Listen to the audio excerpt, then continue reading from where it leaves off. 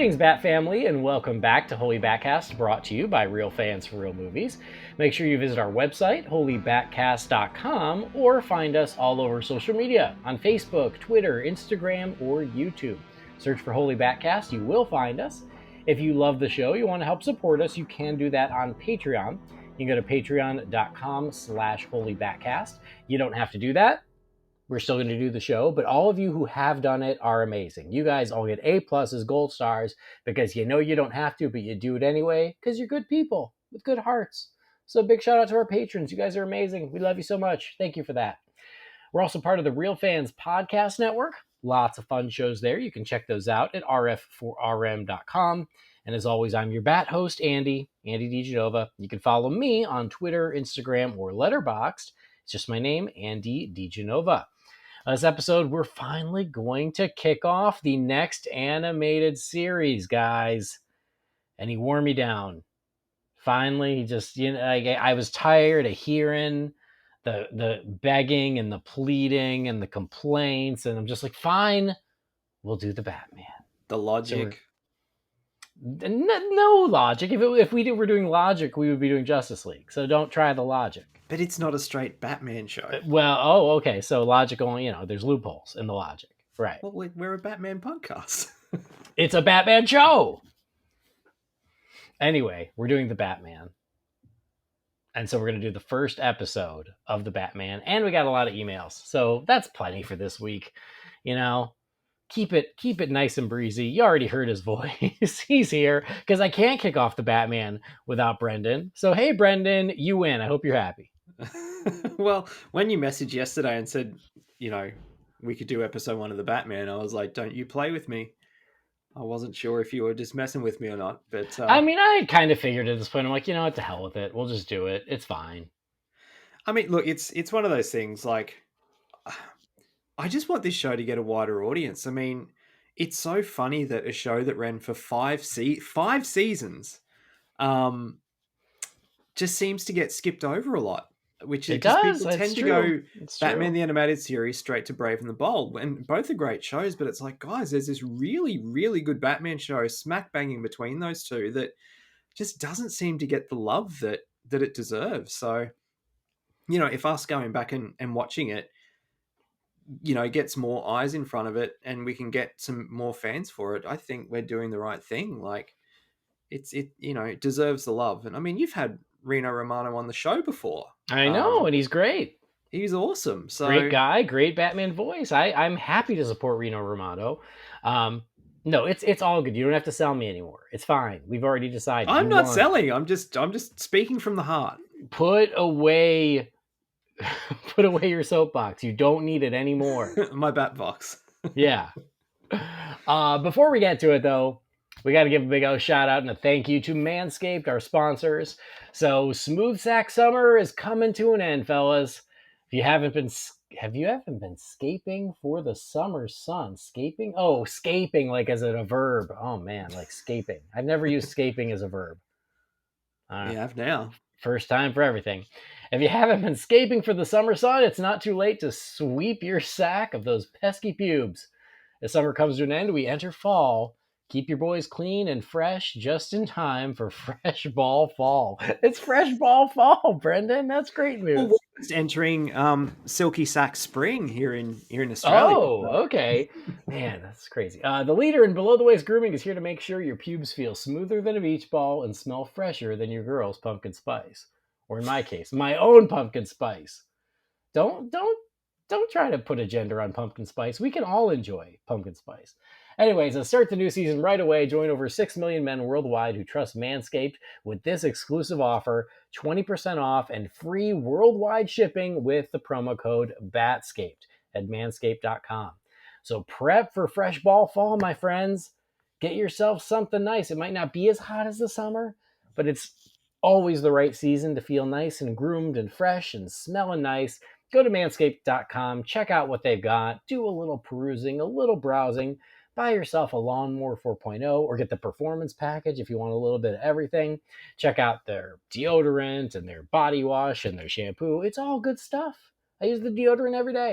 But whatever you're going to buy, please do use that promo code BATSCAPED. because you're going to get the 20% off, you're going to get the free shipping, and you're supporting Holy BatCast in the process. And so I would really, really, really appreciate it.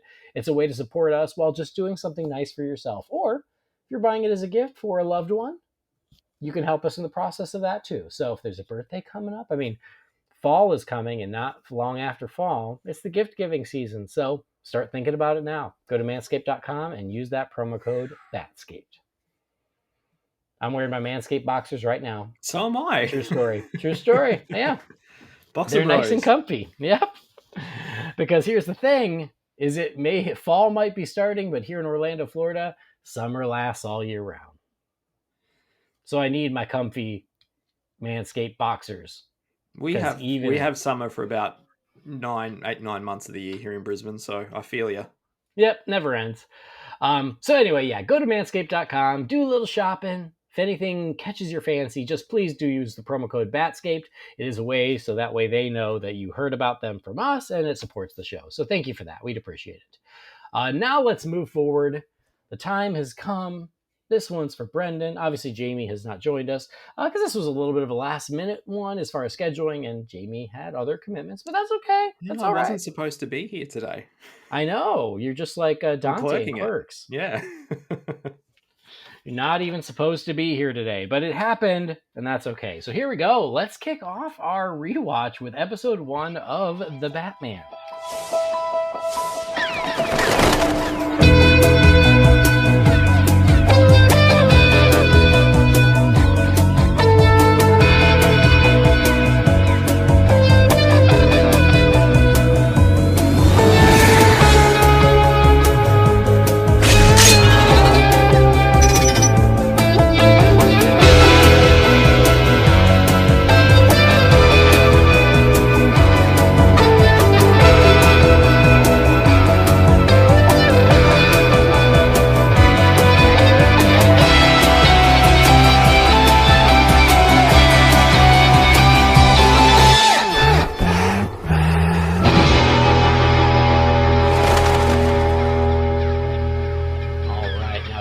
Episode of The Batman is called The Bat in the Belfry, and this one aired on September 11th of 2004.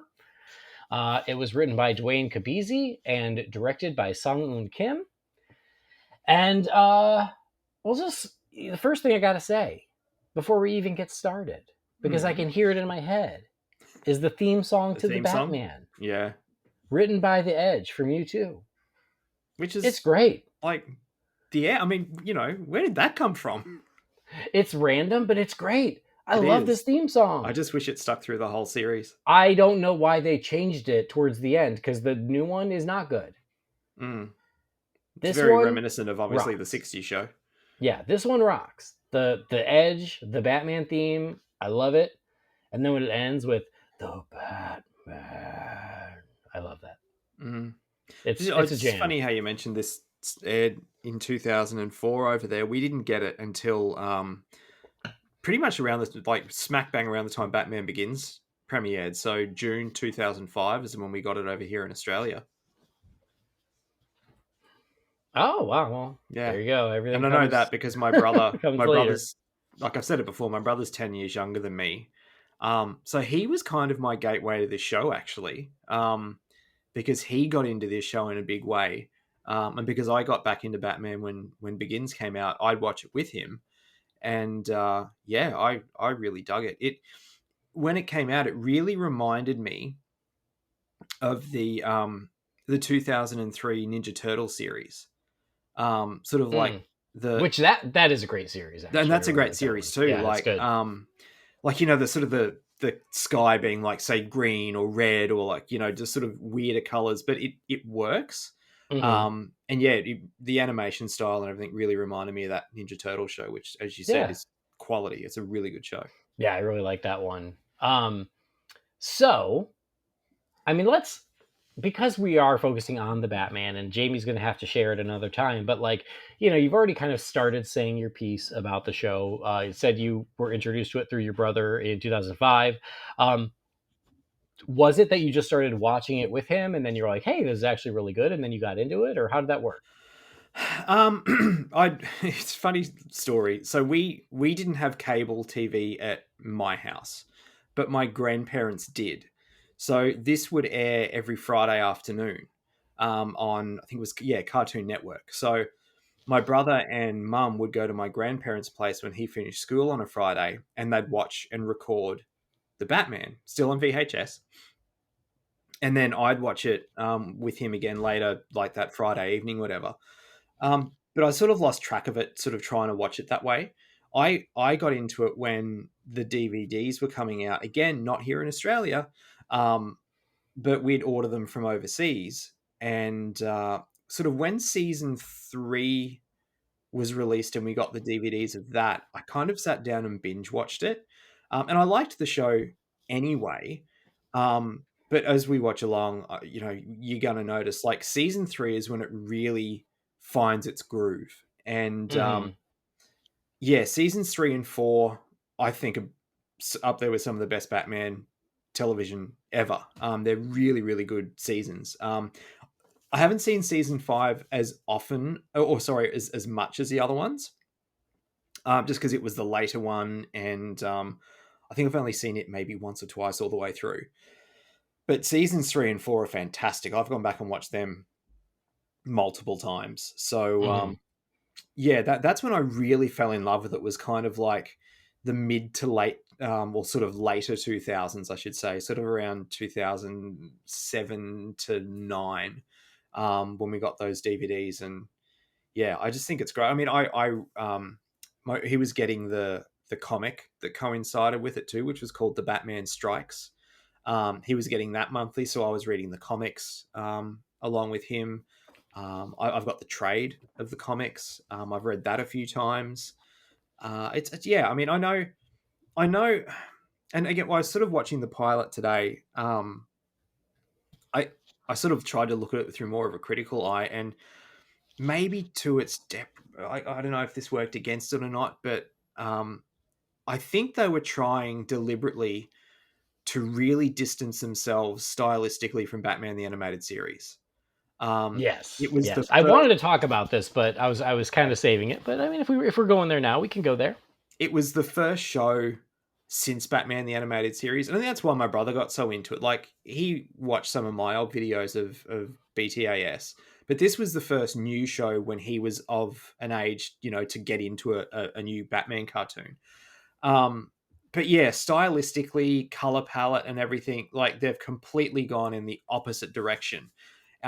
And I don't know if that might have worked against it with some people, where they sort of looked at it and go, "Nah, not for me." Like it, I've heard some people describe it as almost kind of having like a Japanese animation style, which I can kind of see and kind of not at the same time. Mm, To me, it just looks like cartoons did in the early to mid 2000s. They sort of kind of all look like this, in my opinion. hmm. Um, It so wasn't nearly as I mean, it wasn't nearly as anime inspired as Teen Titans was. Like no, that was no. very directly trying to do an anime style, whereas this one was not. But like you said, I can kind of see it. Like if somebody were to say that, I go, yeah, a little bit, but it's not as overt as something like Teen Titans. Mm. But and that's what I've been saying to people for years. It's like, yeah, but like, I get the aesthetics are different. Like, I don't particularly like the look of the Joker either. Um, but what they do with the character as the series goes on is really cool. Like, yeah, the Riddler looks like a bit of an effed up Marilyn Manson, which is saying something. But one of the Riddler episodes that we'll get to eventually, I think it's in season four. It's one of my favorite Riddler episodes of any Batman TV show. Like what they do with the characters is great. They're just the designs are a little different. Not, not as extreme as A other little, designs. a little, um, but a little different is kind. okay. Well, as I was sort of just alluding to, they're more faithful than other versions that have come since. Well, I got that, but um, yeah, I just think that if you can sort of get over that and just really sit down and give the stories a chance, I think you'll like it. yeah, and this is one that, and I know I've discussed it in the past, and I think it was probably I've mentioned little pieces of it over the course of this show whenever this show has come up. So apologies if you've heard it all before, but I don't know if I've ever said it all in one whole chunk by itself. But when this came out, I completely missed it. And part of it was I knew there was a new Batman animated series, because I remember seeing like the toys and stuff. And I do remember seeing like little clips and things on TV. Maybe it was commercials, but I wasn't watching a lot of TV anyway.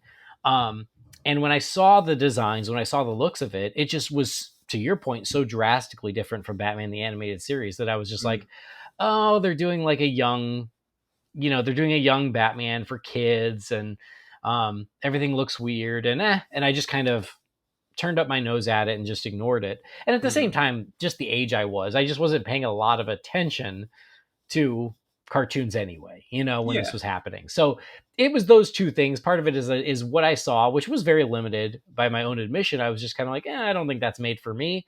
And then also, I wasn't watching a lot of normal, especially first run cartoons at the time anyway. So it was Yeah. just easy to ignore it. And I think that I've said in the past, the first time I even dove into this was by watching the Batman versus Dracula, because that was one that like I knew it came out and I was like, oh, it's based on that show, so and I ignored that until it was finally, I think, $5 on DVD. And I was like, well, what the hell? It's Batman, it's Dracula, it's $5. I'll give it a shot. And this was probably um, my best guess when I did that would have been maybe couple years after it came out, so maybe just as this show was ending, or maybe even after the show had already ended, because it was one of those that it was just so cheap at like Walmart or Target where I was like, what the hell, and I watched that and I did enjoy it well enough for what it was, and now I love it. But at the time I was like, oh, okay, it wasn't bad. And it was when I was traveling a lot for work, so maybe the show still was in the year, because I was traveling a lot for work. And I mean, I always travel a lot for work, but at this time I was traveling 4 months out of the year. And that would have been like '07, maybe '08. So it was probably towards the end of the run of the show.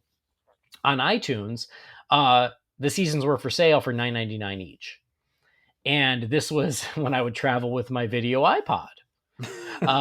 And I was like, well, I need something to watch on flights. I didn't have well, there wasn't an iPad yet, didn't exist yet. iPhones were brand new, and I don't think I had one yet, but I had my video iPod. So I was like, well, for $10, I can watch this Batman show on an airplane. And so that's what I did. That's what I used it for. I was like, it's so cheap. It's $10. If it's bad, who cares? So I bought it, and that was how I started watching it, was while traveling. And it was one of those things, once I started watching it, there's a lot you got to get used to. And a lot of it still doesn't always work for me. But I just had to go in and going, it's not Batman the Animated Series. They are not only doing their own thing, but they're almost adamantly doing their own thing. Like, to the point where maybe they don't have to go push it as far as they do, but they're pushing it so far to try and make it its own thing that you just have to go, okay, everything's reimagined. Everything. Nothing is what you expect it to be. Nothing looks the way it's supposed to, because it's all reimagined. Every character is built back up from scratch. They're not trying to do a classic version of anyone. They want to do their version of everyone. And they were limited to some characters they could use as well. Yeah, and you just have to accept that is what the show is. And I did. And I was like, okay, so I'm just accepting this is a complete reimagining of all of Batman's world, and just go with it. And once I kind of just agreed to that in my head, I enjoyed the show. And that was when I finally watched it, and I watched it traveling. And I think that I finally got through the entire series once it hit Netflix here. Because then I just watched it on Saturday mornings. And so I finally did make my way through the entire series. And that was a lot more recent, because the first time I think I got through season 1 when I was traveling. And then I sort of lost track of it. And then once it was on Netflix, and this probably would have been, I don't know, 7 years ago, something like that, I watched the whole thing beginning to end. And now it's on HBO Max for now. Well, it's never streamed over here. Well, there you go. So I was just released on Blu-ray, I believe. Yeah, to coincide with the release of the Batman around February, March, we got the Blu-ray release finally, and that's the first official release it's ever had over here.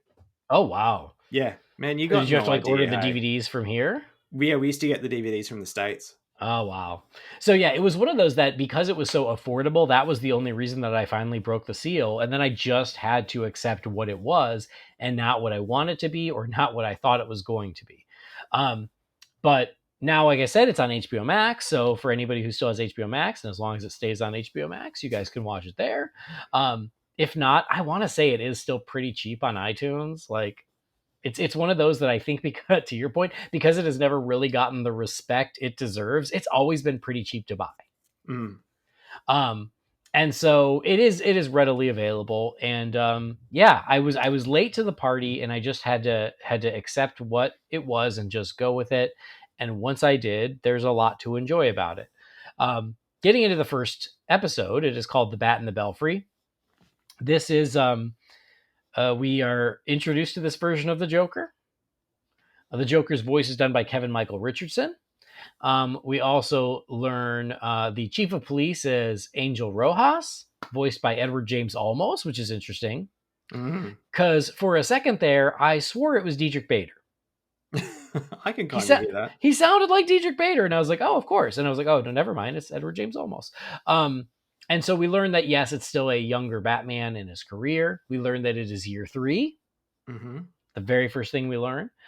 So the sequel to The Batman, the movie, is going to just be this show, because The Batman, the movie, was year 2. This is year 3. So this is what comes next. I'd be okay with that. And like we said, Reno Romano is Batman. It is a younger Batman. That was a very intentional choice. And then we also learn about these 2 young cops, Ethan Bennett and Ellen Yin. And there's a lot of time spent with these guys. And Ming Na Wen too voices. Yeah, Ming Na Wen does Ellen Yin, and she's amazing. But I will say that's one of the things where I'm like, oh, they just invented these 2 new characters, and we spend way too much time with them. I will say that. And so here you got an appearance by Rupert Thorne, but really the Joker is the big bad. Yeah. So you get an introduction to Batman himself in like an opening action scene.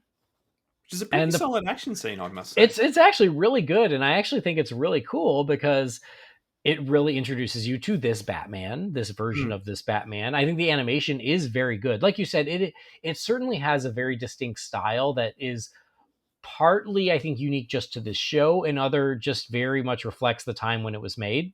Yeah. But as far as the animation itself, I think it is very fluid, and there's some really great stuff in there. The fact that much of the footage in the opening comes from this pilot shows how good the animation must be in the pilot if it is in the opening. Yeah. And we get the very first thing he says is, "I am the Batman," and it makes me sad that I don't have that in the opening. I feel really bad about that. Well, you know how to edit. I guess I do.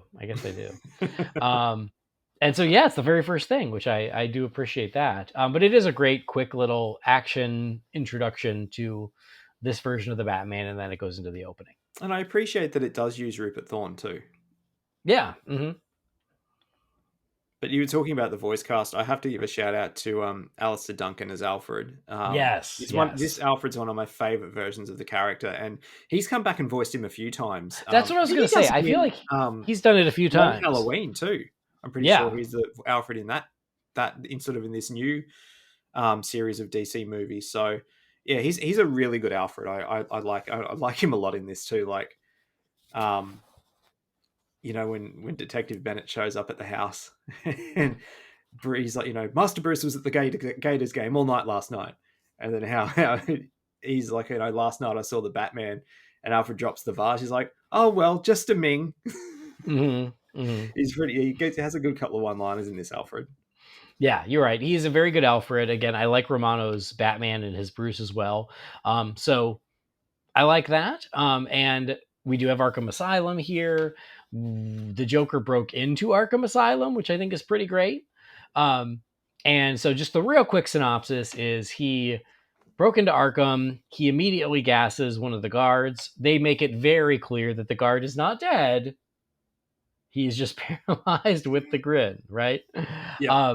And so, you know, Batman comes to Arkham. He runs into him. They have their very first battle. So we have Batman and Joker meet for the first time in Arkham.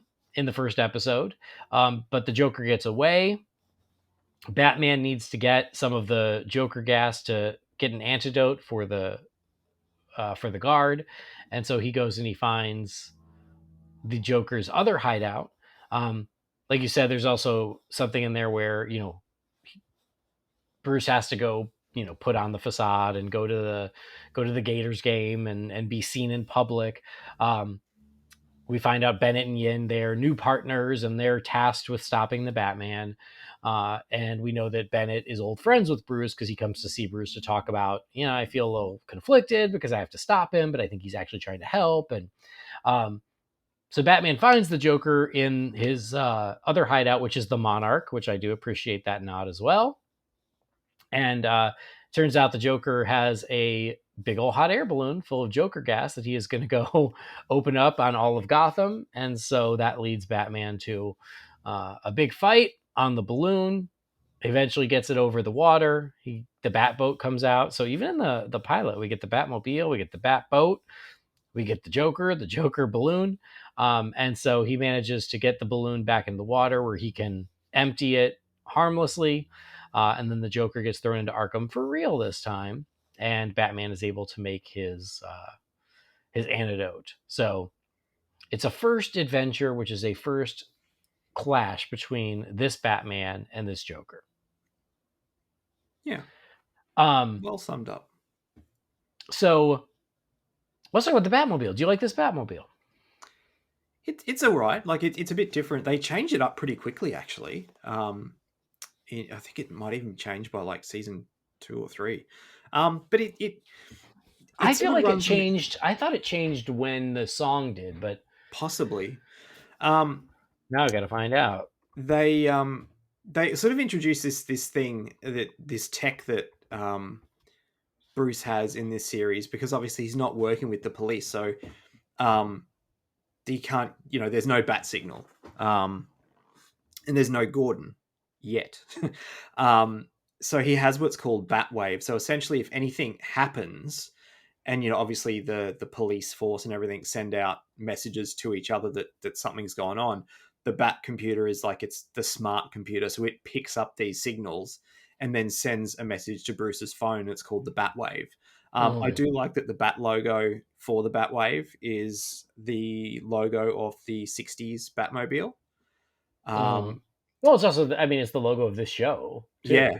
Yeah. So that's sort of how he gets notified when things are happening. And it seems that all his tech is kind of like this blue glowing, like the stuff in the Batcave, like the Bat pole, like he holds onto it and it sort of glows and takes him up the to the next level and everything. And the Batmobile seems to run on the same sort of tech. It doesn't have flames coming out the back of it. It's more this blue, what would you call it? Like just like energy. Really yeah, blue energy. Yeah. So yeah, that's what the Batmobile seems to run on. It's a cool Batmobile. I have no problems with it. It looks the part. It does the job. Yeah, I like it. Okay. And here's the problem. And here's why I did resist this show is I like the show, but I don't love the show. So you're going to see a trend where I'm like, yeah, it's fine. Because that's how I feel about a lot of this show is like the Batmobile. Yeah, it's fine. Like, I don't love it. I don't hate it. It's okay. It serves its purpose. I do think that I like this first one more than I like the one that comes later, if I remember correctly. Because at least this one I think is a little more distinctive. And so, yeah, it's all right. You did mention that pole, which I think is pretty cool, though. The fact that he goes up the bat pole and it's like powered. So I think that's pretty neat. I did like the bat boat. I thought that was a really cool design, too. So I appreciated that they were already jumping into that. You mentioned that he gets the alert on his phone when he's like at the game with the models and he sees it on his phone. And I'm like, anybody can see this. This is probably not the best way to get alerted if you were Batman, because I'd also be looking at the two models and going, do they really need me? Yeah, how bad is this? What's the problem here? But yeah, I was just like not inconspicuous, but okay. But yeah, that's a good point. I didn't even think about that. Yeah, we don't have a bat signal yet because obviously there's no Gordon yet. And you mentioned like Bennett and Yin, and I don't want to spoil for people who genuinely may not be aware or haven't seen, future episodes. They're going to watch along with us. There's a reason they focus on Bennett. He's a stand-in for Harvey pretty much, because with Nolan doing his things, they weren't Two-Face as one of the characters. They just flat out weren't allowed Jews. So they introduced Bennett sort of as a Harvey substitute. He's Bruce's friend, and I'll just leave it at that. But And there's he's a a reason cop. why. He's not the DA, but yes, Yeah, he's. there's a I reason mean, why he's a focal point. yeah, and I get that, and I also do think that there is a certain amount of because Batman's world tends to be very white. This allows them to have some diversity where Bennett and Yin can get a little diversity in the mix. It's just the fact that they're created for this show, and again, of course, you want to add to the mythology, but I just remember, especially this first season, very much heavy on them.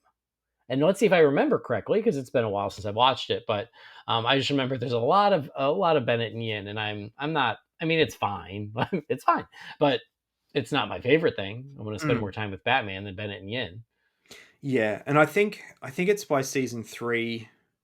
I think Yin might even be gone by season 3. I think so too. I feel like she does not last, if I'm remembering correctly. No, but her and Batman, their relationship does. It evolves a lot. It's actually quite a good relationship. Yeah. And I am looking at the 2 Batmobiles that they do have for this show. I like them both. I think that I'd put them about even. I don't know why they felt the need to change it, but I think they're both fine. Yeah. From memory, like they kind of look pretty similar too. They're not. Yeah. I think they're not a million worlds apart. No. The original, I think, is a little busier. They tried to, I think, streamline it and take some of the detail off of it as they evolved it. But let's get into the Joker, because the Joker is, I think, the biggest contention of this show for fans. Yep. Even while I was watching it this morning, even Catherine is like, God, he's horrible. And I was like, she's like, I just hate how he looks. I'm like, yeah, we all do. We all kind of agree. I will say this before we get to that, and I have said this in the past, because I do think that the dismissal of this Joker because of how he looks, I think, is super unfair to Kevin Michael Richardson, who is great absolutely in his vocal performance. Absolutely. And when we talk about great Joker performances, vocal or otherwise, he is rarely brought up, and I think that's a shame, because number one, he's a pro. He's been doing vocal acting for years and years, and he's always great.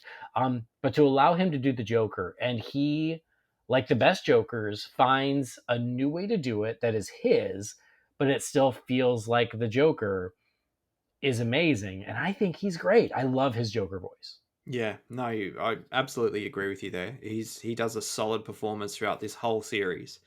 And yeah, like I get it. I get the criticisms. And I do think this is one of these things where they were just trying to go in the complete opposite direction of what had come beforehand. And this is an instance where I don't think it does work. They could have still made him a little bit extremer than what we'd seen before, but not go to this length. Particularly what came, 4 years later, 3 years for me with, The Dark Knight, how they did really change up the look of the Joker. And funnily enough, that sort of stuck for a lot of versions that have come after it. But I think this one just went a little bit too far. Yeah. Like, I think they could have, if they'd have done more the look of the Joker, say, in Under the Red Hood, because back then I think that would have been extreme enough, but not, it didn't push the envelope as far as they did, which I said I think it's a little bit too far. It is. And I think that's exactly it is. I do get where they were like, no, this is our version. We don't want to feel like we are just copying what came before. And so go crazy. And they had big shoes to fill too. I mean, it's the first Batman show after Batman the Animated Series. That's a big call. Yeah, but I also think, and I feel like this is true for all of Batman in media, is anytime someone new takes it, is like, I got a whole new spin on blank. And I'm like, yeah, we don't want a whole new spin on blank. We want the Joker. Yeah. and this is, I think, that same kind of thing. Is they're like, oh well, it's not Batman the Animated Series. We can't be Batman the Animated Series. So we're gonna do a Joker like you've never seen it before. And God, how many Jokers have I seen over the past 20 years? That's like a Joker that I've never seen before. Yeah. I just want the Joker, y'all. Like, and And so see, that, it's funny you say that. I think how a lot of people felt about this is how I ended up feeling about with Beware the Batman.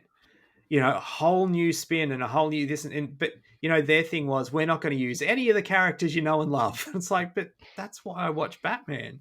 I think that's another version where they went really far in a direction that just didn't work. yeah, yeah, it's not broken. It's fine. I never really thought of that until you mentioned it just then. And I mean, it's true. And I do think that, again, I mean, we're going to see how my memory holds up, but I feel like they do nudge this Joker a little closer as the series goes on, but never fully. And I do think that it's just a little too much. And I think that there was a way to do this. Let's dial it back by 50%, Yeah. And I Like, don't know if it was their plan setting out, but then that's why I said, like, from season 3 onwards, particularly seasons 3 and 4, I think maybe they went, hey, you know what?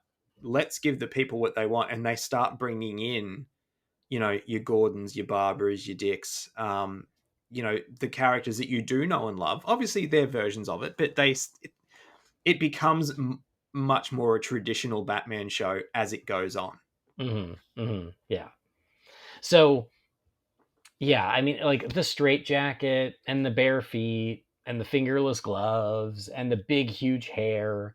I've heard people call them dreads. They could be. It's hard to Like tell. Rastafarian Joker is how I've heard him described as. Yeah, I've heard him described that way. I've heard him described as like a monkey, like because Monkey he Joker, literally yeah. leaps around like a monkey, like an acrobat with his bare feet. Um, and so yeah, it's just too much. You just took it too far, and but it's one of those things where you just kind of have to accept it and go, that's what it is, right? We'll complain about it on this first episode, or I will. But I will try not to complain about it every time he pops back up, because at the end of Mm-hmm. the day, that's this Joker, and I think Kevin Michael Richardson is great as the Joker. They just were trying so hard to do something different.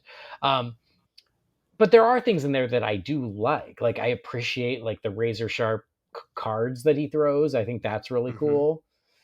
There's some good action in there. There's some really great animation where, and I think it's even in the opening where he sort of spins with the straitjacket arms like swinging around him, and it's very well animated and it's very cool. I think there's some nice stuff in there. It's just they were just maybe trying so hard to do a new spin that it just went too far. Yeah, it's funny. I don't like his aesthetic, but I like his motif, if that makes sense. Like Mm. the style on his cards and, like the jack in the boxes Oh and the sure, yeah, yeah. balloons and stuff like that's all really cool. Yeah, I agree with that, because that all does feel a little more classic. It's, everything around him feels very Joker, but he himself does not. Mm, yeah. So anyway, it's worth mentioning, because I do think that whenever this show is brought up and people don't like it, it's the first thing that people mention Yeah. is the And look, Joker. I'm someone who loves this show and I get it. I can't defend it. I'm not trying to defend it. I pretty much agree, to be perfectly honest. But anyway, that aside, there's some cool stuff in here. Again, I love the idea of him breaking into Arkham as opposed to getting thrown into Arkham. Is pretty fun. And that, I mean, he still wants to gas the city, which is very Joker, right? So there are certainly Joker things there. It's just really his look. It's his design that I Yeah. think it doesn't quite work. But I appreciate he and Batman's first meeting where he says, "Who are you?" And he says, "Joker." And he goes, "Not what are you? Who are you?" So there's some good stuff there too. And so yeah, I appreciate it. I think that the action and the fights is pretty well done, and all that's really well animated. Yeah, Batman's what would you sort of call it, like stealth in this show is animated really well and is really effective. Yeah. It's funny, I've seen this episode a few times, and when the Blu-ray came out, early this year, I watched maybe the first 10 or 15 episodes of season one and then kind of stopped because I was just like, well, just on the off chance we do end up doing the show for BatCast, I didn't want to, be, halfway through the whole series and then have to go back and start from the start again. I was like, I may as well pace myself. But I've never noticed this before. And we've mentioned Batman the Animated Series a few times. And I don't know if you noticed it either. When Batman arrives at Arkham and the inmates are on the loose, there's one inmate in Oh, particular. thank you. I was gonna ask about this, Yeah, but and yes, go ahead. I've never noticed it before, and I was like, shit, that looks like Bruce Timm. And then there's another scene shortly after that where the inmates are wandering around outside, and it's very much Paul Dini and Alan Burnett. Yeah. And I was just like, how have I never noticed that before? And, I watched this episode back in in February on my huge TV on Blu-ray, like crystal clear, never noticed it. When you said yesterday we were going to be doing this for the show now, I downloaded the whole season and then put it on my tablet just for convenience. If you message me and say, hey, we need to do this episode this week, and I'm not near my Blu-rays or whatever, I can just watch it on my tablet for sheer convenience. So I was laying in bed this morning watching it on my tablet. I'm like, how did I not notice that watching it on like my 70-inch TV on Blu-ray, but I watched it on my tablet and it was clear as anything. Yeah, and it's funny because I thought that too, but I did not confirm, so I wanted to ask you about it. I certainly noticed a It's Bruce Timm gotta be. lookalike and a Paul Dini lookalike, and yeah, it's got to be intentional. Oh hell yeah, it's got to be a little nod to the past, and Absolutely. I really appreciate that. I just can't believe I've never noticed it. Yeah. Well, that's why we It's the revisit them Cesar for these Romero shows. mustache of this show. Yeah, it was there all along. No, I thought that was really cool and clever and a good way to sort of pay homage to the people who've led the way before them. Yeah. Um. All right. Anything else about this first episode that I failed to mention? Like I was that. just quickly thought too about honoring the past and everything. Dini does come on and I know he writes at least one episode for this Oh, really? series later in the future. Yeah, when they introduce Harley, Dini wrote that. So yeah, Ah, that's that's something to cool. look forward to. Yeah, I don't think so. It's very much a pilot. Like there's a lot of explaining things that like Bruce and Alfred sort of talking about the tech and they give a nod to the parents' death and Yeah, that's true. They were things that very yeah. they probably wouldn't if it was just two regular people having a conversation. I say about an animated series, but you know what I mean. Yeah, there's a bit of expository exposition. That's what I'm looking for, isn't it? Yeah, exposition. Expository exposition. Yes, that's correct. Yeah, I think I messed that up. You know what I mean, though. There's a lot of dialogue Exposition. that Yeah. explains things, and Batwave and that kind of stuff. So, Yeah. it does. It very much feels like a pilot, but it's a good pilot, Hmm. and it does lay the table for what's to come. It sets up the relationships, and yeah, Well, I mean, we talked about the Batmobile and we talked about the Joker and everything. What about Batman himself? How do you feel about his look? it's funny, and it's actually I'm glad you mentioned this because this is something else I thought about while watching it this morning. Is they've gone so far in the opposite direction to make it not Batman the animated series. Yet the look of Batman himself isn't a million miles away from the original Batman the animated series design from the first three seasons. It's the same color scheme. Um, I mean, obviously the logo is a little bit different and the cowl looks a little bit different, but it's not a million miles away, which is kind of strange. You'd almost think that if they'd have done something completely different for Batman, but I mean, I know at that point too, like Batman the Animated Series, they'd gone to the grey and black and sort of the Yeah. more Yeah. basic design for a little while. So maybe that's why. But yeah, I mean, from the first episode that I saw back in 2005, I'm like, that kind of just looks like my Batman from when I grew up, from Batman the Animated Series. So I do like the blue and grey motif is back and the yellow logo and everything. So, and I know Hmm. your team yellow oval. So Heck yeah. yeah. I agree with you. I mean, they certainly use the old school blue, gray, yellow motif, which I always am happy to see. But you're right that by this point, the animated series and the animated universe version of Batman had strayed from that, because yes, in the new Batman Adventures, he became gray and black. Even in Justice League, he was gray and dark blue, but still without the Yeah. yellow oval and the longer ears. And so this, I feel like there had been enough maybe distance between when the animated series premiered that they could go back to this. And he still has a very different silhouette than the animated series. The animated Yeah. series, he had the very big barrel chest, and here he's thinner. He looks a little more acrobatic. I don't love the cowl. I wish the ears were longer, but I'm a sucker for long ears. What can I say? But not as long as Justice League. I think there's a happy medium. Yes, I agree. So like much like the Batmobile, I'm like, yeah, it's fine. It's not my favorite Batman design, but I don't dislike it. And I will always give points for the blue and the gray, but yeah, it's fine. So yeah, I just didn't know if you had strong feelings on it, but yeah, it works well enough. Yeah, I agree. All right, well then for this first episode, the pilot, the Bat in the Belfry, just some overall closing thoughts and a letter grade. Well, I think I said it just before. Like, it's definitely a pilot, but it's a good pilot. Like, it lays the table for what's to come, sets up the relationships that you're going to see followed through, and it's a really fun Batman episode. And purely Batman episode. So, yeah, I mean, look, I think I don't want people to think that I'm just going to be like A plus. Like I'm going to be realistic about the show. Like it's sort of the word I'm looking for. Like it's golden days are definitely ahead of it. Like I said, it really finds its groove, and where I fell in love with it is the later seasons. So I think this is a solid introduction. Like I'll give it a B plus. All right.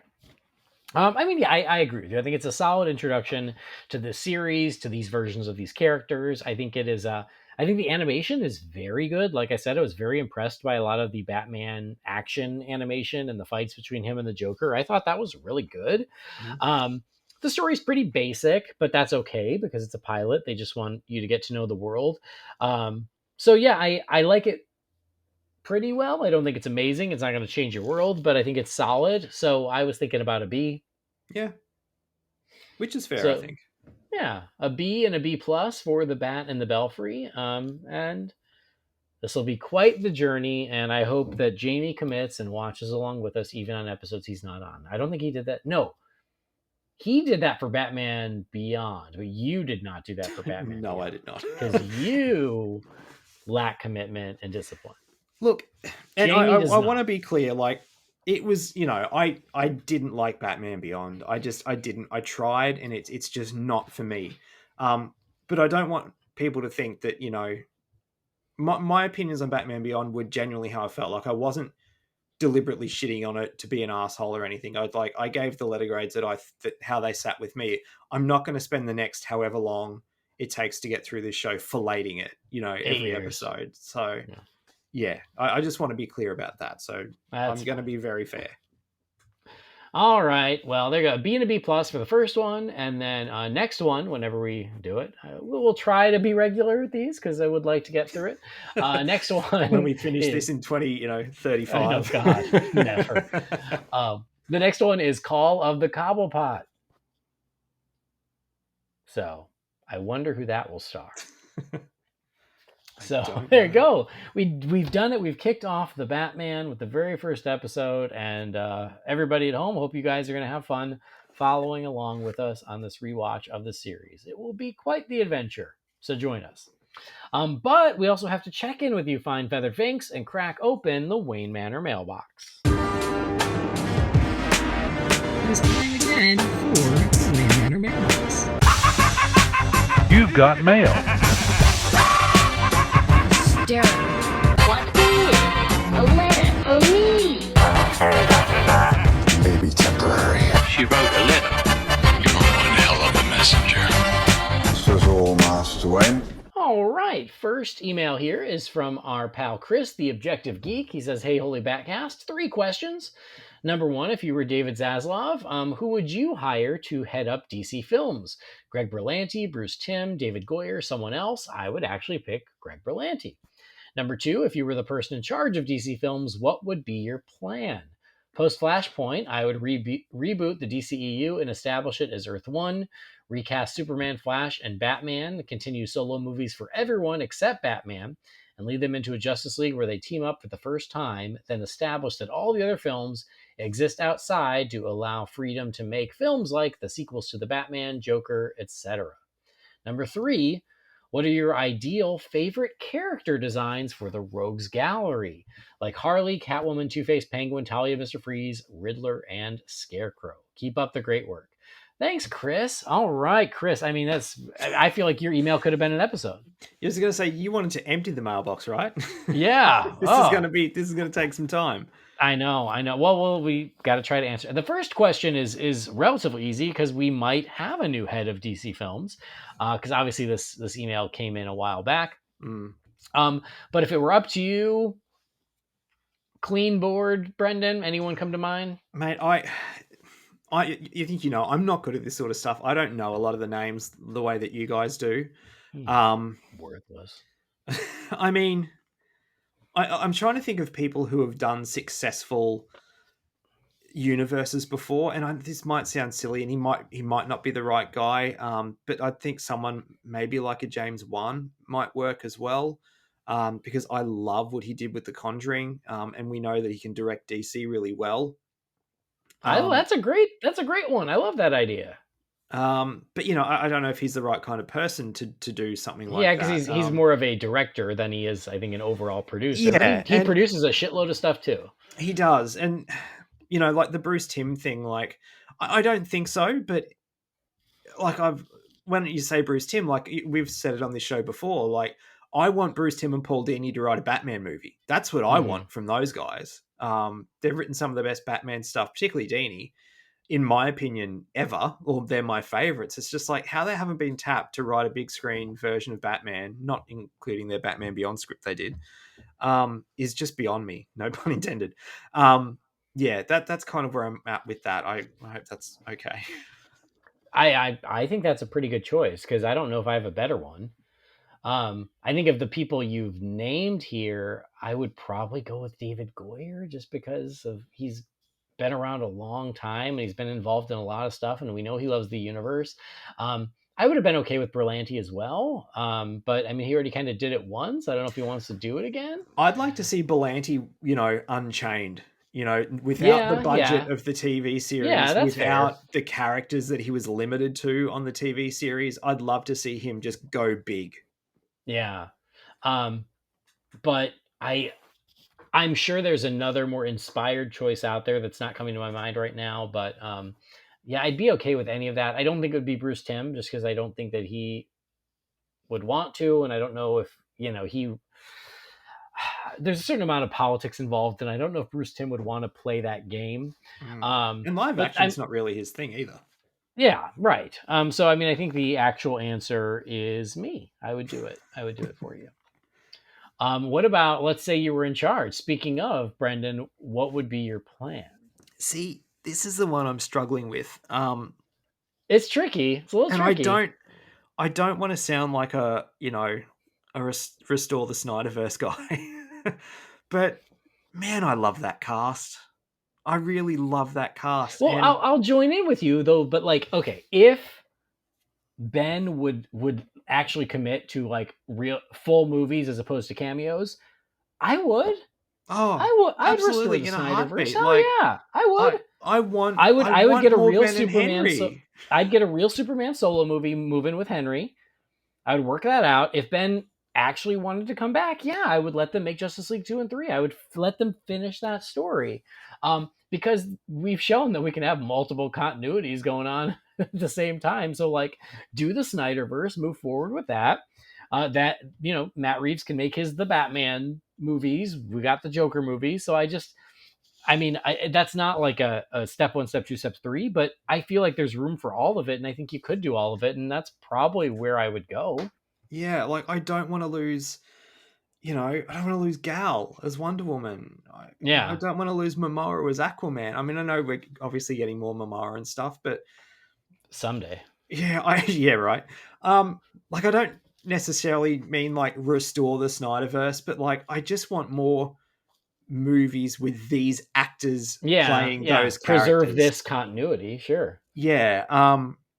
Whether there's a bit of a tonal change or whatever, like I don't really care. But I really want more of these because these actors were so well cast, and the only one at this point with a real question mark over their heads, Ezra, in terms of marketability for them to carry on. The rest of them, like, I'm sorry, but I look at Henry Cavill and all I can see is Superman. And I look at Ben Affleck these days, no matter what he's in, and all I can see is Bruce Wayne. And it's just like, you're right there. It's such a shame that what happened. But I would really, really love to see more movies with these actors. And I don't know if that's a basic answer or not. And I don't, like I said, I don't want to sound like a Snyder bro or anything, because that's not the angle that I'm coming at it from. I know. I totally get it. And it makes sense to me, especially because you would be inheriting like pieces of the Snyderverse, these standalone franchises, and then sort of the outskirts that are kind of part of the Snyderverse, but they're kind of their own thing, like Shazam and Black Adam. Yeah. And like, so it's like trying to make all those pieces fit, or just be okay with not making them fit. It's a much longer conversation than we've got at the moment. Yeah, for sure. And then favorite character designs for the Rogues Gallery. He doesn't say live action, or he doesn't say comics. He doesn't say animation. I guess it's a complete blank page. So Joker, we'll do one at a time. Joker, your favorite design for Joker. I mean, look, I could make this really fast and just go. And just say Batman the Animated Series. Batman the Animated Series is pretty much spot on.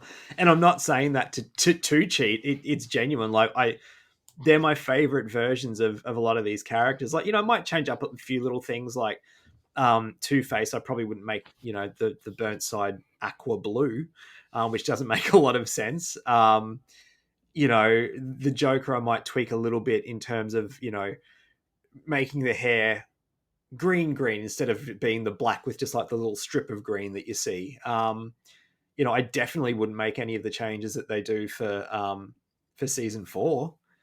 But yeah, I mean, that's the easy answer for me is Batman the Animated Series. Well, there you go. That is easy.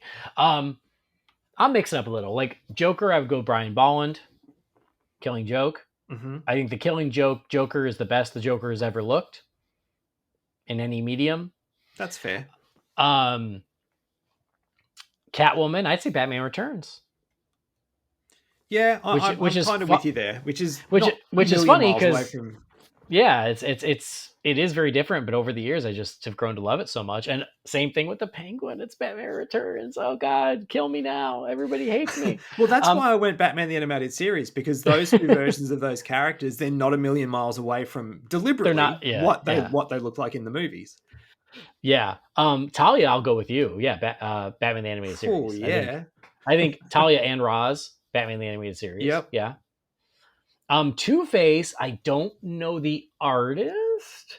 Oh God, it might have been a Neil Adams piece, but there was this cover of Two-Face that was so iconic when I was a kid, and I want to say it was Neil Adams, and like that's how I picture Two-Face. And it's just his full face with kind of was it kind of greeny colored? Yeah, I know exactly the one you're talking about. It's so iconic, and like that's my Two-Face. Like that's how I love him.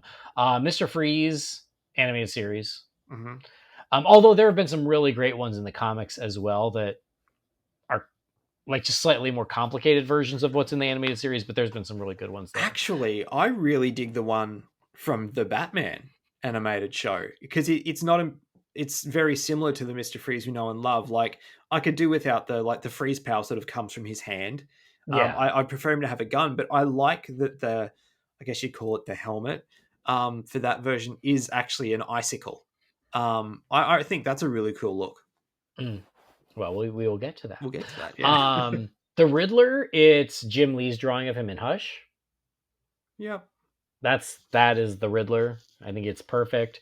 And Scarecrow, I can't pick a specific like artist or something, but basically for me, when it's a full traditional scarecrow with hat and Yep. all in. So you could certainly pick a version from animated series, but the more traditional one, not like the Hangman one that came later. Yep. But like it's not the perfect example, but almost like the Superpowers version of the Scarecrow or Yeah. the Super Friends version, like just the very classic Scarecrow look. Lanky, hat, sack over the head, and like looks like a scarecrow. Yeah. No, I agree. The recent one they did in the comics was like so overblown with like the gas mask and the syringe fingers. It was just too much. And I was like, no, he's a scarecrow. So there you go. There's some options. Again, that could be an episode. Yeah, very much. All right, next question is from our pal Jay Yaws. It says, hey guys, it might need more thought. You love that. But what are some of your favorite unorthodox or weird bat suits? Like from any medium, the best of the weird, like Azrael's bat suit, Zebra Batman, the Batman of Zur-Anar, Adam West with the pink cowl, those times the Batman was a pirate. I figure it would be a fun list to run down. Looking forward to hearing your thoughts. Keep up the good work across the board. So he sent a bunch of pictures, and Jay, I think that your list is already pretty definitive. Like I can't think of anything that you did not put on your list. I think those are all great options. I do have a soft spot for Asbats. Not because I think it's a great suit, but just because that was such an exciting thing at the time, right? Of like, oh, the new Batman, and he's so badass, and he's so 90s. So I don't ever want him to look like that again, but like when I see images of that, I'm like, oh yeah, those were good times. I remember that. I don't like the Batman of Zur-Anar at all. Okay. And yeah, like the pink cowl from the Adam West one is so funny and ridiculous that I love it.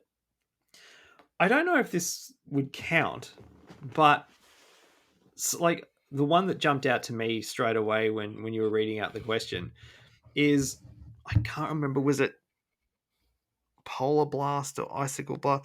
The one from the Batman Returns toy line. Oh yeah, in the white suit. Yeah. I'll say that there are some like that were action figures that are just so weird, because they had to sell more action figures. That I'm like, like they're almost a guilty pleasure. Where I'm like, it's stupid. I know it's stupid, but I still kind of like it. Yeah. And you're right. It's for me, it is usually it's the ice ones or like the underwater ones. Yeah, like they're pretty cool, and some of the Bruce, change to Batman ones, like they're pretty cool as well. But yeah, that's just the one that for some reason when everyone mentions an alternate suit Batman action figure, my brain always goes to that Arctic one. I think it was Arctic Freeze Batman. From Batman Returns, because it had the little cool helmet that went over the top, and it had the little thing, that squirted water. I really liked that action figure. Well, then I'm just gonna follow that train of thought. The ice suits at the end of Batman and Robin, they're so stupid, but they're the only time where a movie was like, hey, the crappy ice version that we try to sell your kids at Christmas. This time we're really putting them in the movie.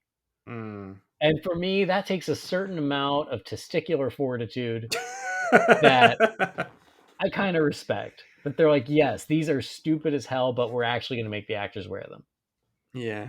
Just the thing that always bugged me with those, it's like, again, it just seems so rushed, and like it's clearly the Sona suit from Batman Forever, just with silver shit on it. Like they didn't even redesign anything. They just stuck silver crap on an old suit. It's terrible. I know. But like, I did like the silver, but like now 20 silver mask looked good in Robin. It's terrible in a fun way. Yeah, I guess. But yeah, that was the only part I liked of those three suits is I thought the Robin mask looked kind of cool in silver. Yeah, fair enough. All right. Next message here is from Frank Contreras. It says, hey guys, as a Latino, I find it ironic and so on brand for Twitter to be upset that a Latina Batgirl movie got canceled, but at the same time, they want a Flash movie canceled even though it has a Latina Supergirl. The whole Ezra Miller situation is exposing the ugliest part of social media. Commentating on a person's life as if it's a sport is disgusting. Personally, I can't wait to watch The Flash. The Flash movie will be a great test study to see if the internet is real or not.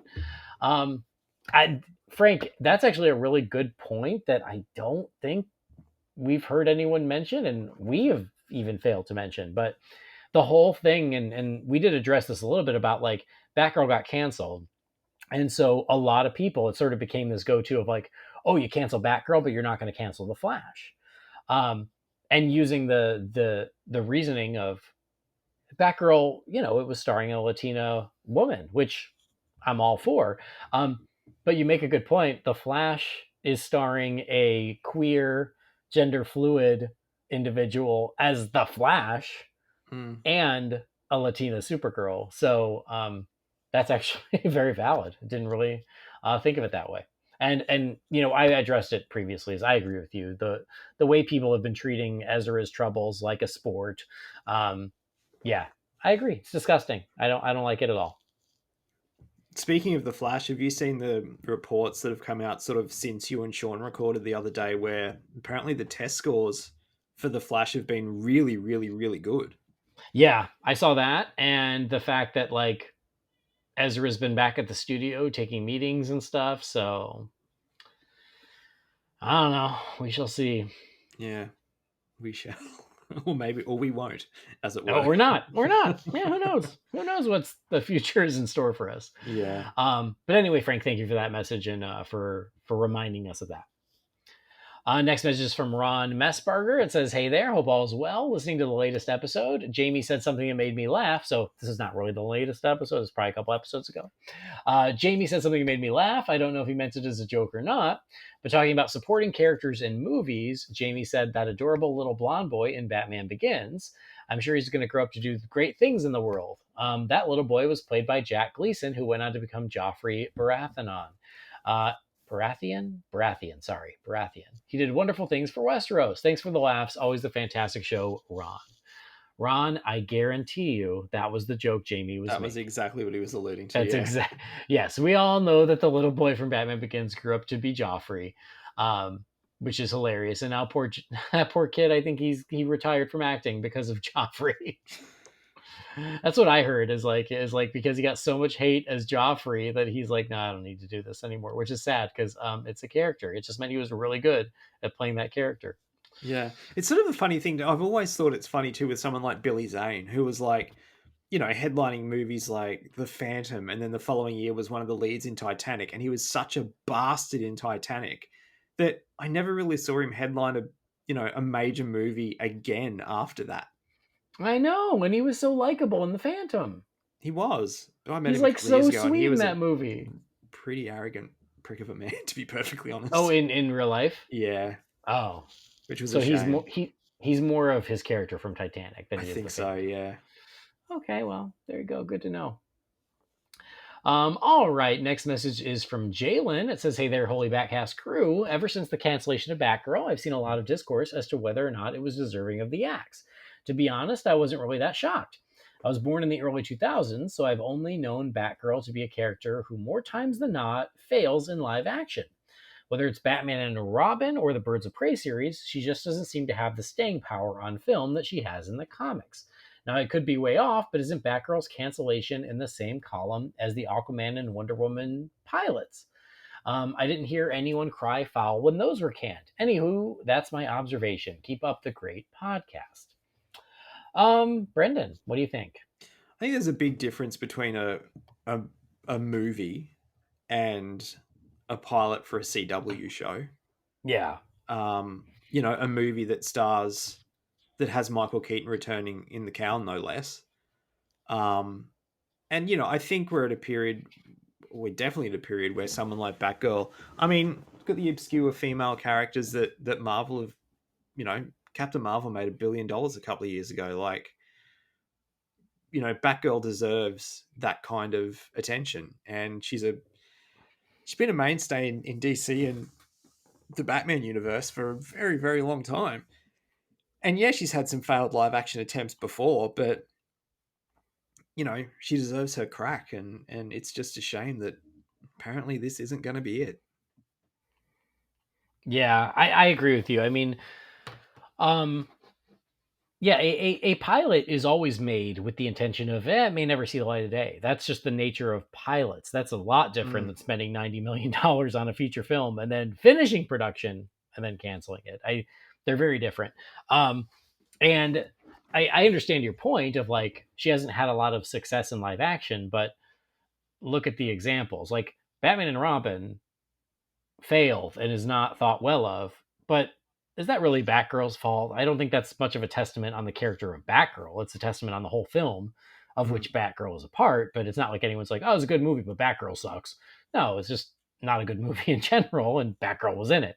And the same thing with Birds of Prey. I always think, first of all, I like the Birds of Prey show, but again, that didn't fail because it featured Batgirl. It failed because it didn't feature anybody. That was why, it's another Batman less Batman show where they were like, oh, it's the daughter of Black Canary.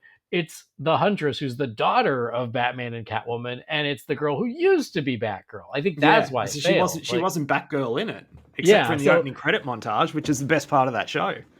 Yeah, so it's not like we got these great versions of Batgirl that the public rejected. We got two questionable versions, and this was supposed to be her big starring role, and that was being invested in and being directed by very talented filmmakers. And so like Batgirl, to Brendan's point, has been a mainstay in DC Comics and in Batman's world for ages.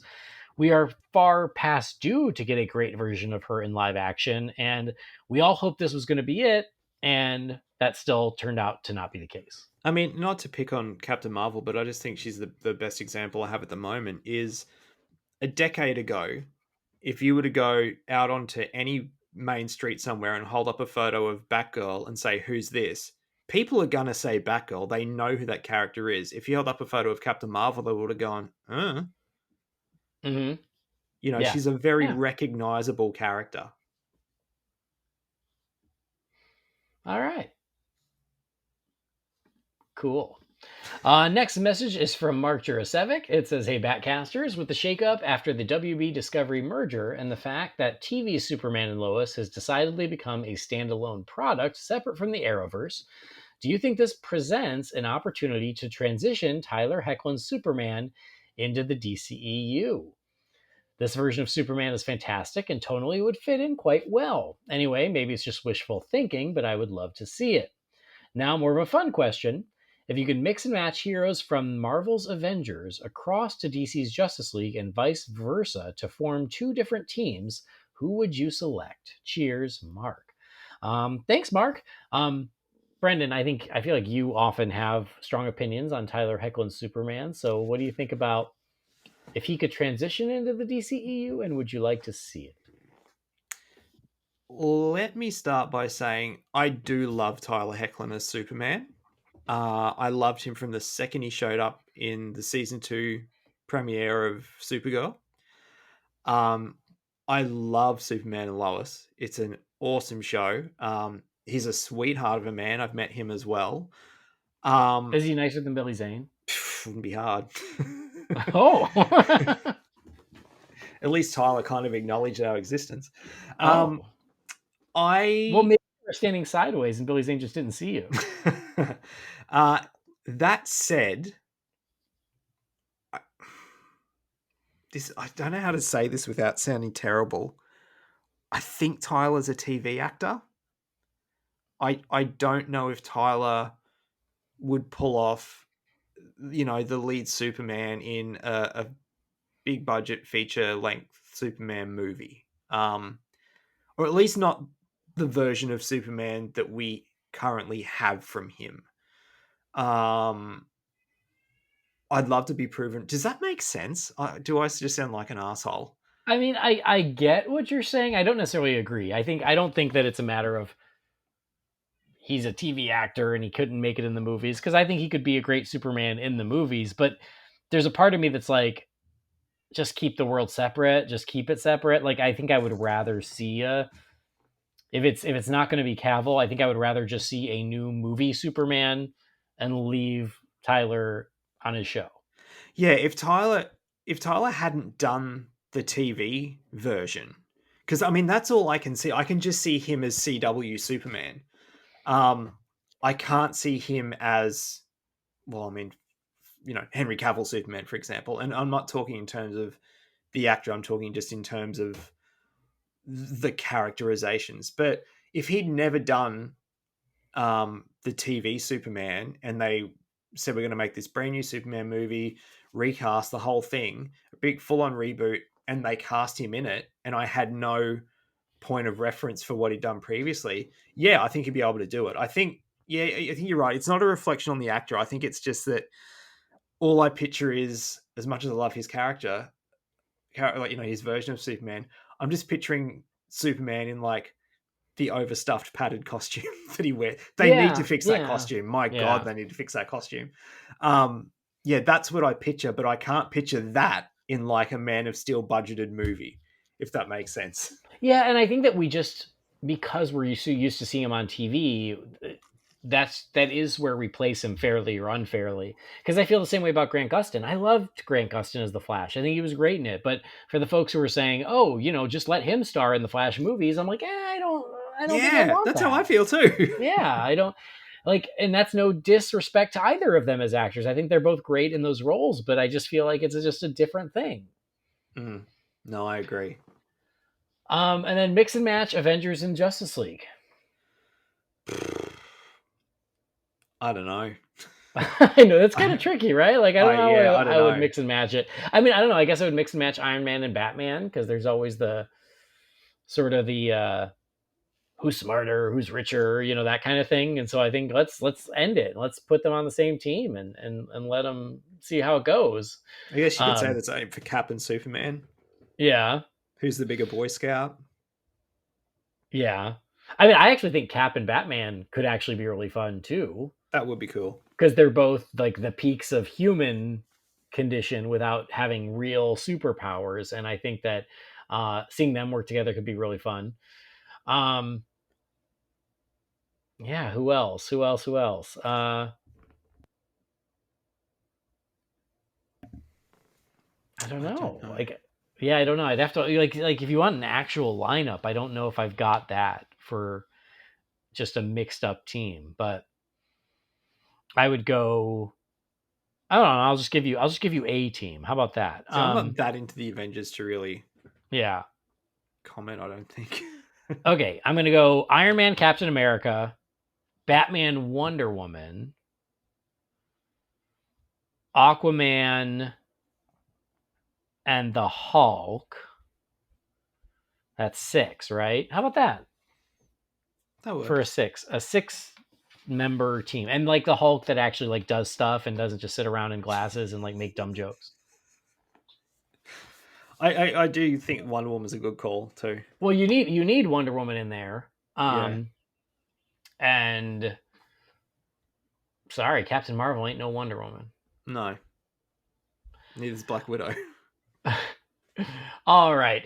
Next message. Oh, it's Chris, the Objective Geek again. He says, "Hey guys, 3 things. First, I saw that Andy recently got an awesome set of Batarangs. If you were Batman, what would you choose as your Batarang? I love how compact the Batman Beyond Batarang is, but I would choose the Arkham Games version. 2, what's your favorite rendition of the iconic I'm Batman line? I'm torn between Conroy's I Am Vengeance, I Am the Knight, I Am Batman, and then Batman Beyond in episode 2, because it felt like a significant character moment and it was directed at the audience. Number 3, about Batman getting back into Gotham in The Dark Knight Rises, it never bothered me because, number 1, he's Batman. Yeah. Yeah, I've heard this before. He's trained in all manners of stealth and ninjutsu and the art of invisibility. And 2, those army guys were able to sneak in. Sorry if you addressed this in the commentary. I haven't listened yet, and I want to watch along with you guys. Anyway, keep up the great work. I appreciate your hard work and dedication. Chris, the Objective Geek." All right, number 1, yes, my wife got me a full set of 3D printed Batarangs, starting with Batman 66, going all the way to the Batman and everything in between. I posted on Twitter I think just Twitter, but it's pretty amazing. But what would be your Batarang, Brendan? Batman 89. Me too. Yeah. No, you don't even need to think. Yeah, Batman me 89. too. Yeah, same. Favorite rendition of I'm Batman. I'm still going to go Batman 89 because that's where it all started. That's where it all began. And it's iconic. It's movie history. I'm going Begins. That's I love that that's doc good scene. too. And yeah, like that is such a perfect like climax to that scene. Yeah. Like I Yeah. can still remember sitting in the theater opening day watching Batman Begins, and when he says that line, and not to take anything away from Keaton, but when he said that line, I was like, holy shit, you are. Like he, Keaton's is the more underplayed I'm Batman. Like he kind of just says it, whereas, Bale, and it's the first time you hear the voice, apart from, here, where he whispers that, but like, and it's when the voice was at its peak. Like I think Begins is when he had the voice the best from the it three was the right movies. balance. Yeah. Yeah, and yeah, the way he says it and the look on his face is like, you are Batman. I would shit myself if that person grabbed me and did that. Mm. Cool. And then finally, Batman getting back into Gotham and Rises. We do talk about it on the commentary. You might have listened by now. As I said on the commentary, the he's Batman doesn't really do it for me. No. And the army guys are able to sneak in, but here's the difference. We saw how they were able to sneak in. Exactly. we saw that they were able to sneak in as if they were delivering supplies, and I don't think Bruce Wayne could have snuck in that way. Nope. Because they would have known who it was. I was going to jump to the next one because it's literally the same thing. It is Carrie Vanderberg, and he's got his explanation for how Bruce got back into Gotham. He says, I'm going to chime in with my take on how Bruce made it back into Gotham. We saw in Batman Begins that Bruce traveled the world without any money. If he did it then, he can do it again in Rises. Remember in The Dark Knight, Harvey jokes with Bruce questioning about whether Wayne Manor is in the city limits. Based on that, I've always assumed that Wayne Manor is just outside the city, so it wouldn't have been walled off with the rest of Gotham. So Bruce would have made it back to Wayne Manor without any problem. And 3, before his first fight with Bane, we saw Bruce fly the bat into the Batcave. When Bruce got back to Gotham, he went to the Batcave first, he flew the bat into the city, parked it on a rooftop, and then went to go find Selina in order to get Lucius. If you still don't buy how Bruce got back into Gotham, I can't help you. For me, there's an internal logic to explain it. So I guess it depends on if you believe Wayne Manor was walled off within the main part of Gotham or just a bit outside of city limits. One more thing about Talia. I think Talia Miranda was being very strategic when she seduced Bruce. She goes to him at Wayne Manor when Bruce is emotionally vulnerable. He's lost his money, lost control of his company, Alfred's gone, and Miranda asks Bruce about the picture of Rachel. Then she gets him in the sack, taking away his edge before he goes to fight Bane, using sex as a tool against Bruce when he's already emotionally compromised, so he's more likely to lose the fight. It's totally a Talia move. Anyway, I wanted to touch on those points. Have a great one, Carrie Vanderberg. Thanks, Carrie. So I appreciate the headcanon of how he got back in. I still don't buy it. For a number of reasons. Like, yes, do I believe Bruce could have gotten around overseas? Yes, I do. But Batman Begins, we also saw that Alfred had to come pick him up in a private jet to bring him home. Like, all these theories, I mean, and not to take anything away from anyone, but like, they're nothing more than headcanon and fan fiction. Yeah. It doesn't solve the problem that the movie has. And the movie, and as I said in the commentary, those 3 movies went out of their way to explain everything. And, they've really set up the fact that no one can get in or out of Gotham. And there's also not mention the ticking clock aspect of everything. Like, he looks like he's over in the Middle East somewhere. Mm-hmm. How does he get back to Gotham so quickly when he's got nothing? It just doesn't. Yeah. For movies that went out of their way to have an explanation for anything, there's this gaping hole of how the hell did he get in? It just doesn't make sense. There's nothing there that gives you any sort of answer. And I'm sorry, but for me, headcanon and fan fiction just doesn't do it. Yeah, that's I'll just say that, because I could certainly debunk all of these points because they don't hold up. I appreciate the attempt. I really do. And again, I don't want to like be a jerk about it, but like I've gone through all of this. I've heard it for 10 years and like none of them hold up to any scrutiny because there's no information in the movie to make sense of it. So, and that's what you're right. It's like, yes, there are a lot of versions of headcanon to try and make sense of it. And if it works for you, great. It just, for me, it is just it's a big hole. And based on what we are told in the film, it doesn't add up. No. All right. Next message is from Bat Sam from Boston. It says, hey, 2 quick ones. 1, who wins in a fight between Ben Affleck's Batman and Christian Bale's Batman? Similarly, who wins in a fight between Jim Lee's Batman and Jason Fabok's Batman? My take is while Christian Bale is all for intents and purposes a boss-level ninja, Ben Affleck kicked Superman's ass. So by the transitive property of ass-kicking, it goes to Ben. I also choose Jim Lee's Batman. No reason other than his artwork in Hush is rad. All the best, Bat Sam from Boston. Thanks, Bat Sam. Brendan? I mean, look, until I see different, Affleck wins any fight against any other Batman character, a Batman actor. Like, he just does. Like, there's no, and it's not even close, in my opinion. I think the best Bale fight scene as Batman may be that original Doc scene. We don't see him fight that much, really. Whereas, the Martha Rescue's just, it's on a whole other level. Like, no one's beating that guy. There's just not. Yeah. And the comic one, I mean, I think it's 6 of one, half a dozen the other. I'm just going to give it to Fabok because he's my favorite current Batman artist. I just love his work, like in 3 Jokers and stuff like that. So I'm just going to say that to be different, I guess. All right. I mean, I agree with Bat Sam, actually. Affleck is probably going to win. And I'll also give the edge to Jim Lee because same reason. Jim Lee's Batman beat Superman. I don't think Fabok's has, so That's same true. thing. That's true, Same I guess, thing, yeah. Maybe? But really, Fabok's Batman and Jim Lee's Batman it's the same Batman. They're pretty close. Yeah, it's not that different. All right, next message is from Will Gibson. It says, hey guys, listening to your recent commentary on The Dark Knight Rises, it reminded me of a question I've had regarding the 8-year time jump between The Dark Knight and Rises.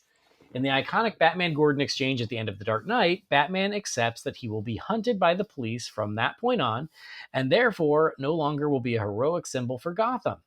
However, in Rises, we learn right away he was never seen again in the 8 years that separate the time passed between the 2 films.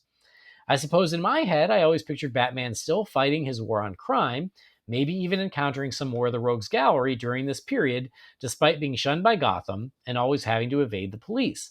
So was his 8-year retirement in Rises, so was his 8-year retirement Rises depicts a narrative pivot on this idea, or have I misunderstood the Dark Knight ending all these years and him hanging up the cowl after the fateful night was what he planned to do all along? Sorry for the long question. I hope it makes sense. Thanks and all the best, Will. Thanks, Will. I think I get it. You're saying that when the Dark Knight ends, even though he's going to be hunted, he still is going to be Batman. But then when Rises starts, it says, nope, he just quit. And so you're asking, which is correct? What do you think, Brandon? I mean, there's versions of Batman where he's hunted by the police anyway, and he still goes out and does what he does, which is what I kind of thought they were setting up at the end of The Dark Knight was. Well, and I think that's what Will's saying too, is that's what he thought they were setting up at the end of the Dark Knight. Yeah, is that he was still going to be doing... Rises basically says, no, that's not how it went. Well, that's right. That's what the movies tell us. Right. Yeah, I mean, I don't know if that was the intention at the end of The Dark Knight, that he was just going to hang up the cowl. Obviously, when they were writing the script for Rises, they wanted to try and bring in the element of Dark Knight Returns. So they had him stop. which is one of the things that I've never liked. Mm. And the way it plays out is, again, we can only go by what the movies tell us, and it kind of does seem like he's brokenhearted and never got over the death of Rachel. Like, that seems to be the motivation for it.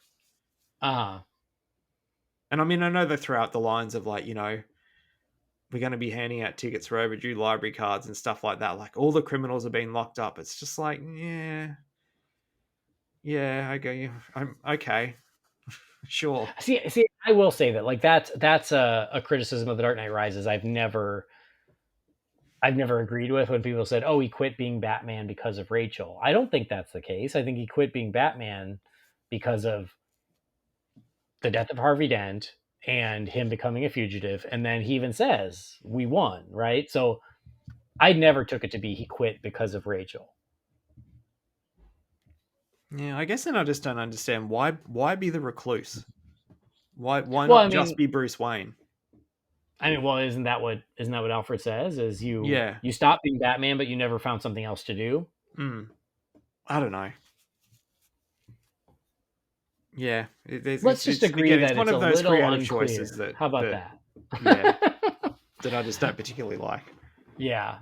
Yeah, I mean, I don't know what I could say other than, yeah, like when The Dark Knight ends, it is a certain ending, but yeah, you do kind of assume he would keep on, like that Batman would continue just in a more secretive way, but Rises tells us that's not the case, so we have to believe what the movie told us.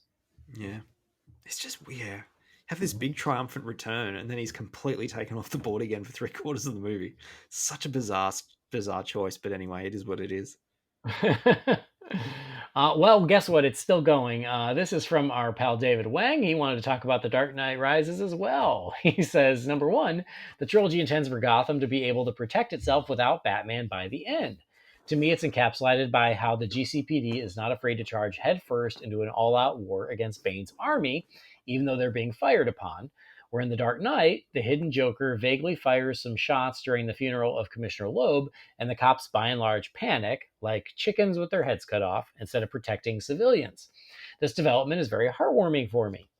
Number two, a bit of headcanon for myself, is that some of the epilogue scenes are actually connected. I hope that Lucius calls Alfred about the autopilot being fixed, and that's what leads Alfred to go vacationing to that Italian cafe, hoping that if Bruce indeed survived, that he would be there. Kind of hilarious, though, that Batman Begins ends with "I never said thank you." The Dark Knight ends with "They'll hunt you." But The Dark Knight Rises ends audio-wise with the exchange between the will executors about the stolen Martha Wayne necklace. Best wishes, David. David, all right. So I really like the point you made about in The Dark Knight Rises, how the police have to step up and help take control of their city back without Batman. I think that's a cool observation. Some of the headcanon for the finale, I don't even know if you need it, but if it helps to, I've never really had a problem with Alfred going back to that cafe because he says he goes there every year, right? So I never really had a problem with that. I think it's more the reverse. I think Alfred goes there every year, and Bruce made sure to be there this time because he wanted to make sure Alfred knew he was okay. Yeah, I'm with you on that one. But and it's also, I never really noticed that. Yes, the last bit of dialogue in Rises is those guys talking about the necklace. But that's okay. Film is a visual medium, and I think that the final visuals in that montage speak a million words. So I'm okay with that too. Yeah. Okay, one last one here from Rich Wood. It says, "Hey guys," oh, he calls us Barry, Wally, and Jay. So, I think I'm Barry, you're Wally, and Jamie is Jay. Well, Jamie's the old guy. Yeah, right? Yeah, he's the old fart.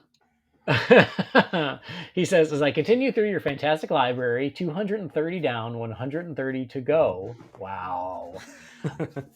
I was wondering if you ever did a review of the Flashpoint Paradox. I scanned up and down the list. I couldn't find it. If you have, could you let me know where? And if not, do you think you could review it? It's one of my favorite DC animated movies. Thanks, Rich Wood. Thanks, Rich. I don't know if you listen to the new episodes as they come out. If so, it's going to take you forever to get to this. But anyway, no, we never have. I We wasn't never have. sure. No. So we should. We need to put that on the list. I think that was one of those times where it came out, and I think it might have come out before the show started. And so we didn't always go backwards once the show had begun, because we've never done Gotham Knight either. No, we haven't either. So like, yeah, there are certain things like that anything that happened prior to the podcast starting, we didn't necessarily go back to. And I want to say Flashpoint Paradox, if it didn't predate the show, it was right around the same time. And so it probably just wasn't a priority when we started the show. And then by the time we got around, it had been a while and we kind of forgot about it. So we should go back and do it, especially maybe we'll do it whenever the Flash comes out, if the Flash ever comes out. Or if the Flash doesn't come out, we'll review it in lieu of the Flash. Sure. Huh? I'm down for that. Sure. Anyway, Rich, I hope you're listening.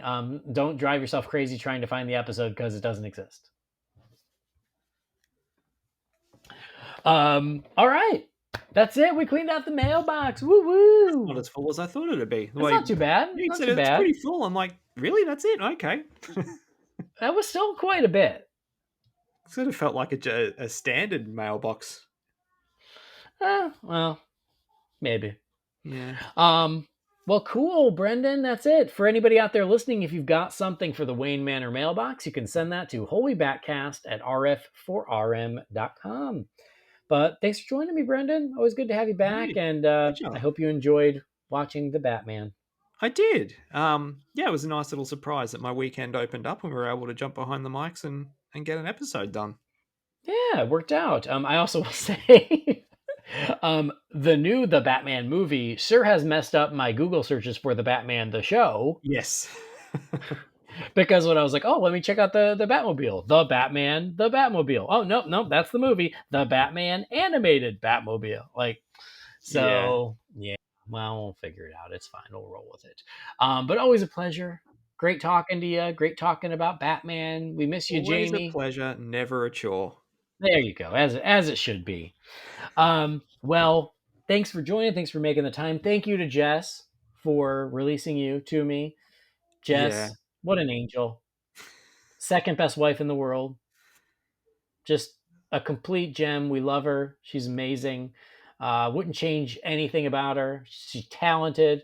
She's beautiful. She's kind. She makes cute babies. I mean, just good choice, Brendan. I just want you to know, good choice. I absolutely agree. You better. Maybe. Well, I'm thinking, I kind of have to argue with the second best wife in the world, but I understand where you're coming from with that one. So, I'm sorry. Did Jess get you a collection of batarangs? I don't think she did. She didn't. Pretty sure she didn't. She didn't. I mean, and even though Jess makes cute babies, she only made the second cutest baby in the world. So now that one I will fight you on. No, I'm sorry. Facts is facts, America. That's okay, because our two babies are going to make the cutest baby in the world. That's probably true. That's what we need to look forward to.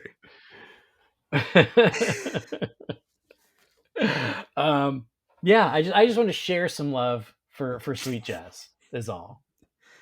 I'm sure she will appreciate that. Good. This one's for you, Jess. We love you. We sure do.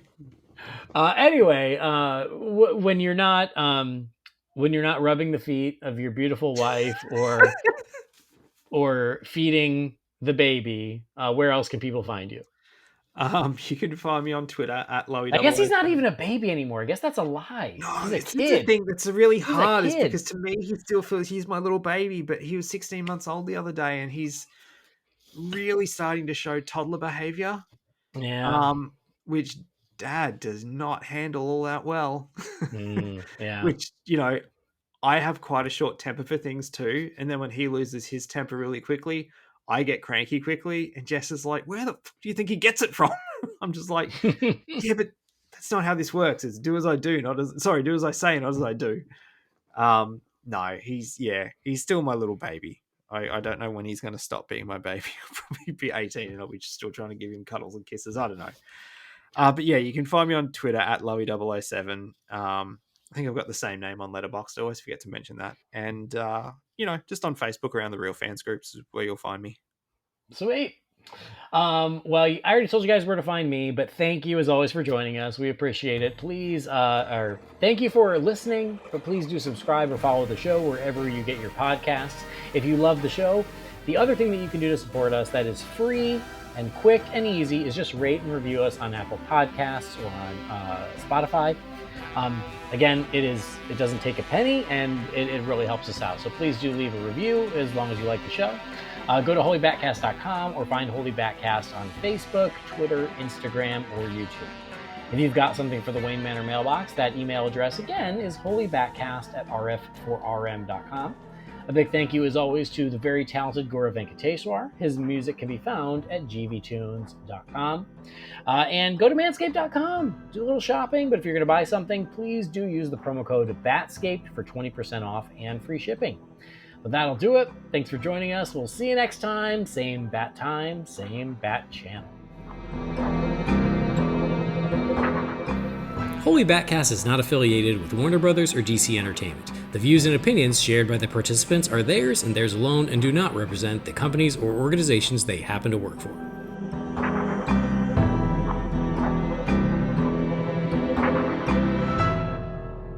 Now, anything you say can and will be used against you in a podcast of law. Well, I just muted, so. Oh, well. Tell you who else has been farting up a storm. Harley. Yep. Little They Harley do that. Ruth, just farting it up, and we're like, damn, girl, what's going on? Anyway. They do all right, that. Here we go. Yeah, but it's been a lot. I guess it's because we're starting to introduce like solids, but Wait till those solid poos hit, man. Oh, yeah, she's going to be a new Batman villain, the Flatulate Eater.